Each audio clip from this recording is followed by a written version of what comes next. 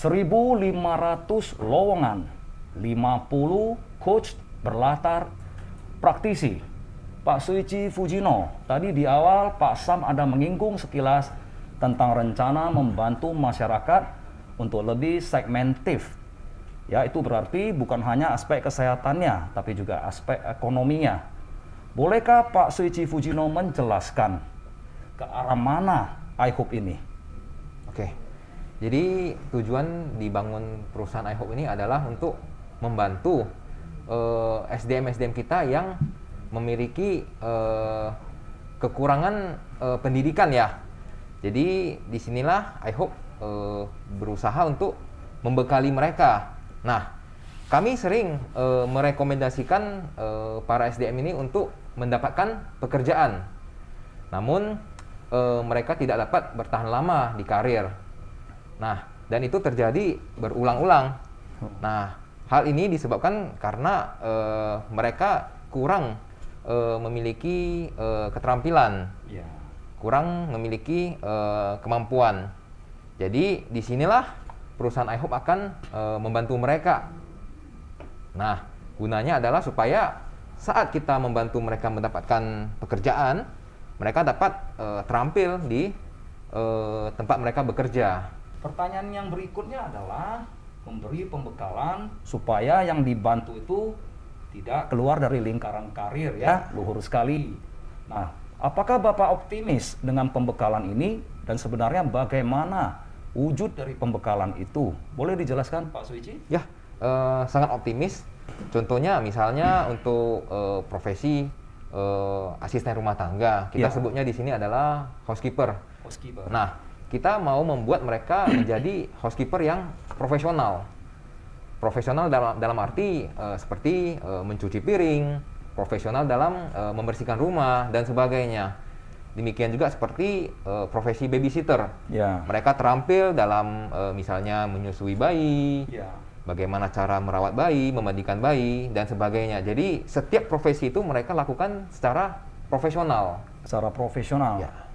Benar ya, di luar negeri profesi seperti ini membutuhkan pembekalan khusus dan sebenarnya mereka disebut master di bidangnya, termasuk nanny, perawat orang tua, asisten rumah tangga, semua adalah profesional. Ya.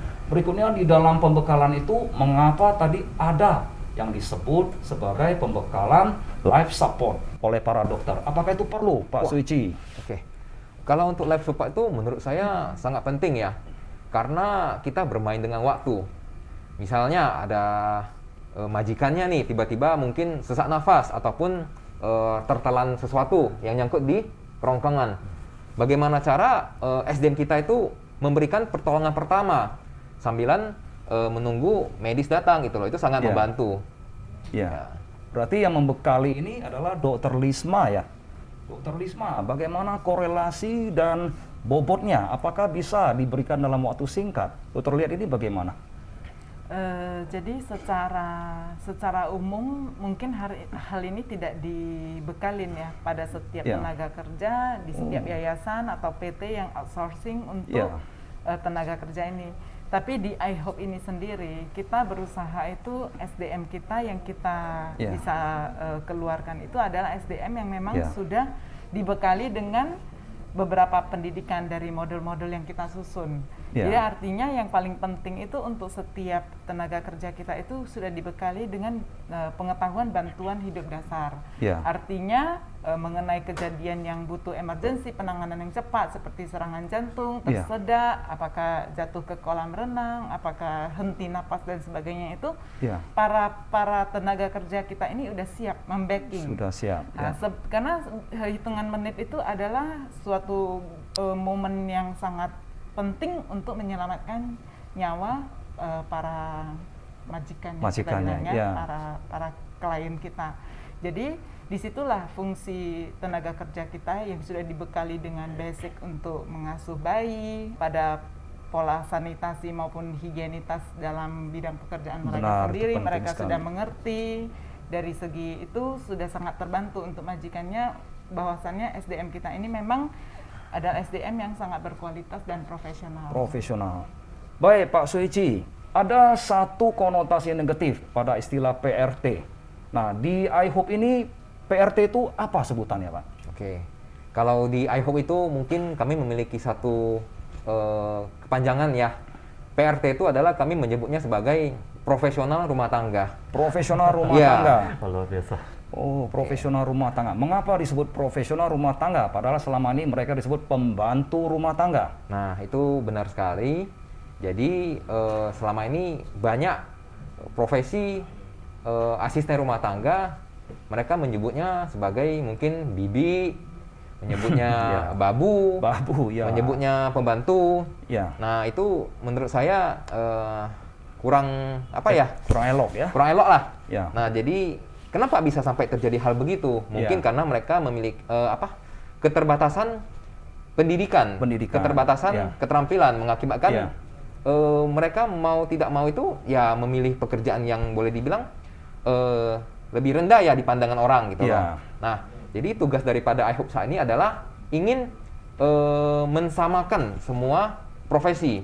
Ya, menyetarakan Ya, demikian juga Ya. seperti asisten rumah tangga. Ya. Nah, tadi saya pernah ada menyinggung, kita menyebutnya adalah housekeeper. Housekeeper. Housekeeper. Nah, Ya. di sini tidak ada lagi kata babu, kata Babu. bibi, pembantu tidak ada lagi. Oh, tidak ada Ya. lagi. Berarti PRT konotasinya adalah profesional rumah tangga. Ya, benar. Nah, ini satu challenge, tantangan buat kita ya, Bapak Ibu. Saya ingin tanya ke Dr. Lisma lagi. Pembekalan life support, padahal job description dari seorang PRT itu adalah rumah tangga. Apakah itu penting, Dr. Lisma? Sangat penting sekali, Pak.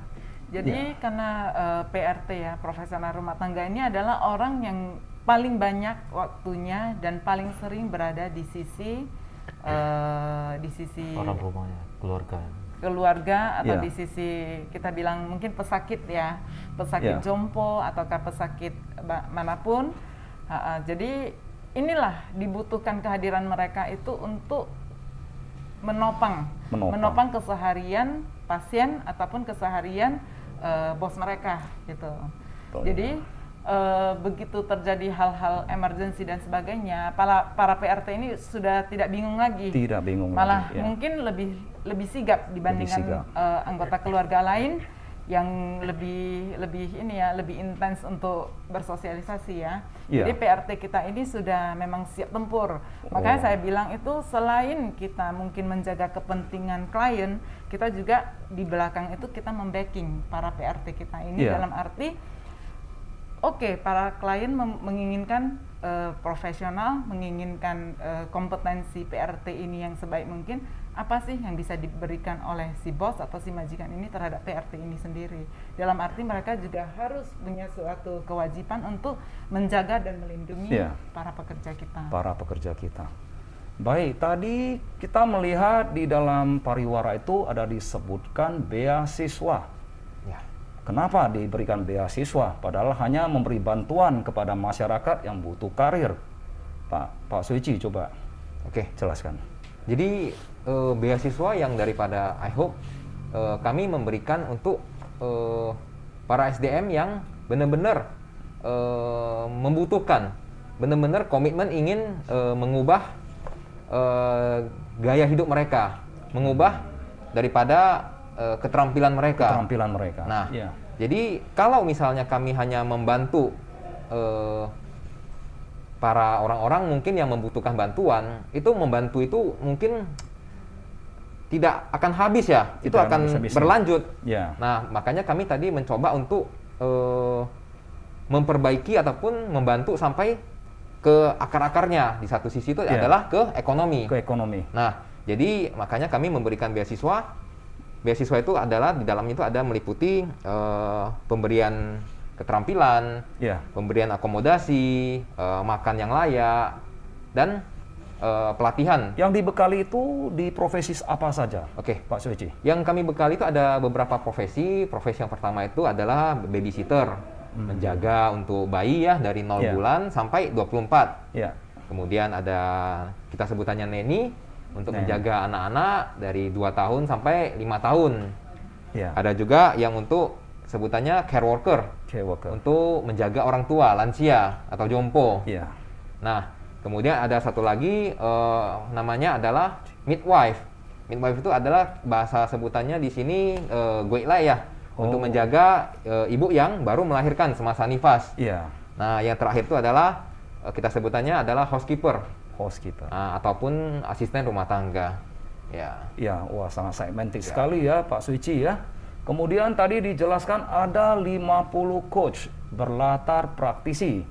Siapa-siapa saja itu dan apa saja pembekalannya? Ya. Jadi 50 coach itu diantaranya ada Pak Samsudin, ada Dr. Risma, ada Dr. Joni, Dr. Rudi, David Louis, masih banyak ya dan sebagainya. Ya. Rata-rata dokter semua ya. Ya. Nah, pembekalan ini berapa lama? Pembekalan itu kita mulai dari 7 hari, 7 hari. sampai paling lama itu ya 10 hari. 10 itu mulai hari. dari teori, pemberian motivasi, ya sampai keterampilan. Nah, bagaimana menguji efektivitas dari pembekalan itu? Apakah ada tempat magang, Pak Suici? Oke, jadi kebetulan untuk yang profesi seperti menjaga bayi, menjaga anak, nah kita ada memberikan langsung praktek lapangan. Nah, praktek lapangan itu kita ajak para SDM ini ke panti asuhan. Panti asuhan. Nah, di sini di panti asuhan tersebut ada banyak bayi, ada banyak anak-anak. Nah, disinilah mereka akan langsung mempraktekkan keterampilan yang mereka pelajari semasa di iHope, seperti cara menyusui bayi, kemudian cara gimana bermain dengan bayi, mendekati dengan bayi. Nah, kita berusaha mengurangi yang namanya bermain dengan gadget. Ya. Nah, kami tidak mau mereka itu sedikit-sedikit, misalnya anaknya nangis dikasih handphone, dikit-dikit nangis dikasih tablet. Nah, kita mau bagaimana pendekatan. Nah, mungkin seperti bermain bermain game-game yang tradisional dulu ya, mungkin main bola, main kelereng, atau mungkin baca dongeng, dan sebagainya. Luar biasa sekali Pak Suici ya. Baik Bapak Ibu, ada sebuah peribahasa yang mengatakan orang tidak akan peduli seberapa Anda tahu sampai mereka menyadari seberapa besar perhatian Anda kepada mereka.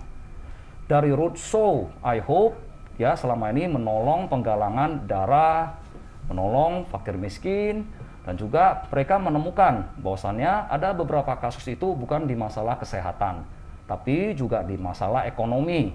Setelah membantu, mereka menemukan fakta karir mereka tidak bertahan lama. Nah, iHope dan Hope bekerja sama untuk membangun sebuah institusi yang namanya iHope dan memberikan beasiswa bagi masyarakat. Nah, di sini mereka mendapatkan pembekalan. Bapak Ibu, ada satu hal luar biasa yang dipraktekkan oleh Hope. Setelah mereka peduli kepada masyarakat dari menggalang darah, yaitu donor darah, membantu mereka yang kesusahan air di pedalaman, juga memberikan beasiswa pendidikan, kemudian berlanjut membantu masyarakat yang membutuhkan karir.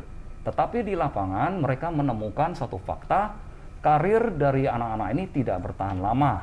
Mereka tersentuh dan selanjutnya mereka membangun satu institusi untuk beasiswa bagi masyarakat banyak. Di institusi inilah sumber daya manusia ini dikader, diberikan magang, dan selanjutnya diterjunkan secara profesional.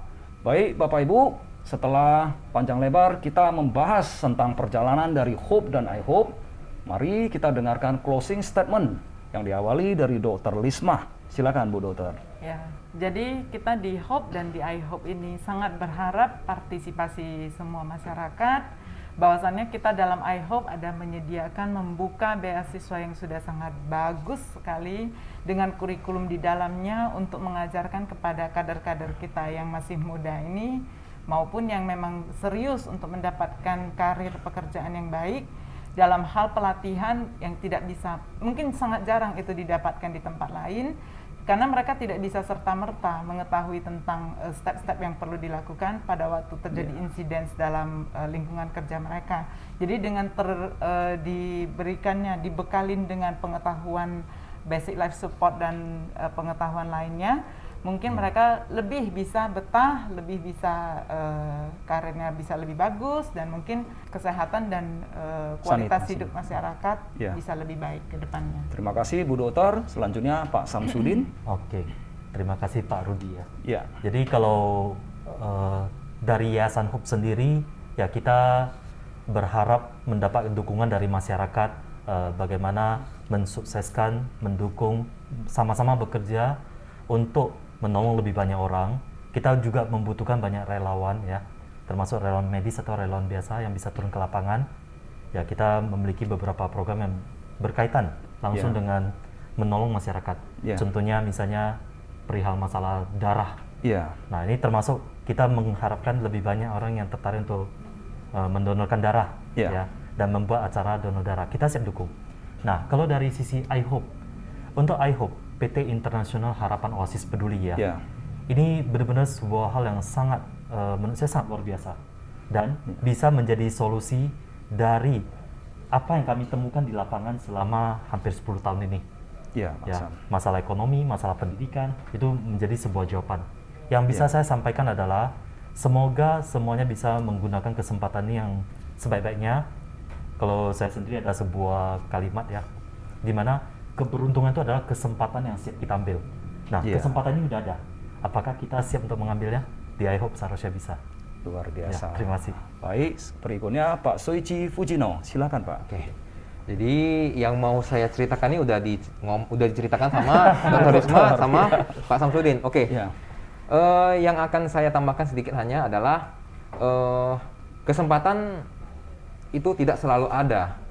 Jadi harus dimanfaatkan dengan sebaik-baiknya di iHope.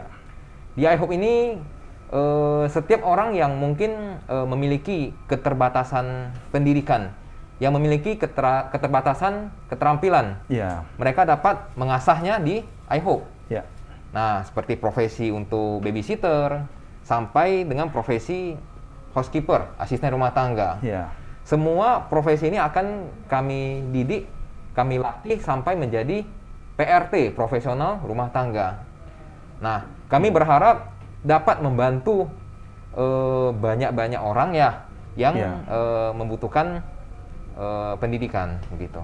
Baik, kesungguhan hati dari Bapak Ibu dokter dan juga visioner ini semoga dapat dimanfaatkan sebaik-baiknya oleh masyarakat. Bapak Ibu, ada satu peribahasa mengatakan, orang tidak akan peduli seberapa banyak yang engkau tahu, sampai mereka menyadari seberapa besar perhatian yang Anda tujukan. What different? Perbuatan kecil yang konsisten menghasilkan dampak luar biasa. Terima kasih kami ucapkan kepada Pak Samsudin, Dr. Lisma, Pak Soichi Fujino, iHope dan Hope luar biasa. Sampai jumpa di event berikutnya. Terima kasih. Thank you.